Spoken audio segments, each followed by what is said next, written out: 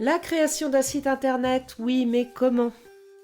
Continuons notre série de 7 audios et abordons le 4e point essentiel à une bonne préparation avant la création d'un site internet.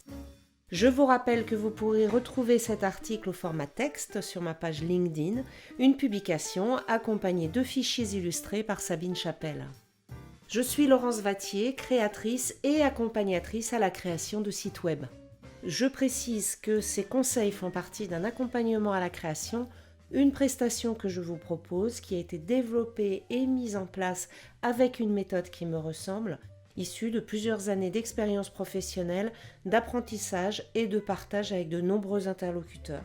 C'est une méthode efficace, reconnue, qui a fait ses preuves et qui obtient de très bons résultats. Le choix du CMS.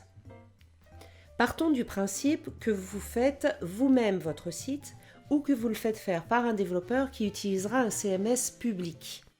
Donc le CMS, c'est un gestionnaire de contenu qui vous permet, entre autres choses, de concevoir les pages de votre site.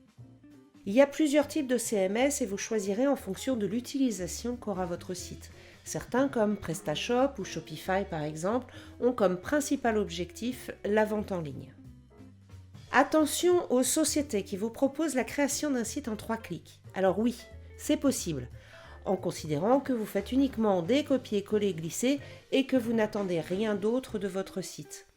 Si vous voulez le personnaliser davantage, vous risquez d'être très rapidement bloqué. Ou encore, pour un travail de référencement, l'ensemble des fichiers étant l'unique propriété de ces sociétés, si vous avez besoin d'y accéder, ça ne sera pas possible.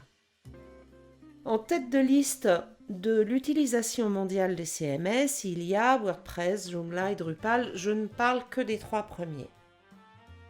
Selon w3tech.com, dans le monde, 65,3% des sites créés avec des CMS sont sous WordPress. C'est énorme. Ce CMS a beaucoup d'avantages. D'abord, il est réfléchi en pensant au référencement.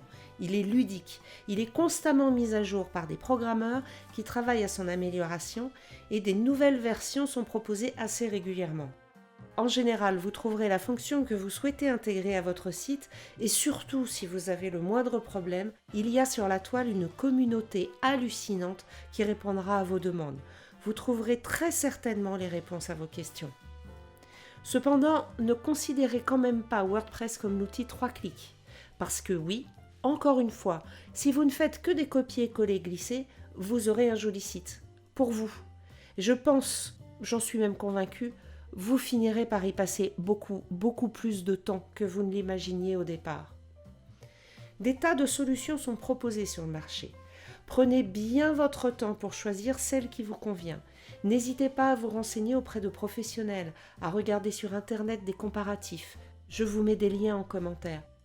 L'importance de cette réflexion va surtout se jouer sur l'utilisation que vous en ferez, sur les possibilités ouvertes qui permettront un travail en profondeur, comme le référencement par exemple.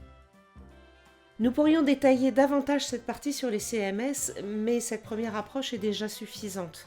Notre prochain point essentiel concernera la charte graphique. Alors on se retrouve très vite. Et puis si vous avez besoin d'un autre coup de pouce, si vous souhaitez que nous parlions de votre projet, je vous invite à me retrouver sur LinkedIn ou à me contacter via mon site internet lawa-création.fr. Je vous dis à bientôt.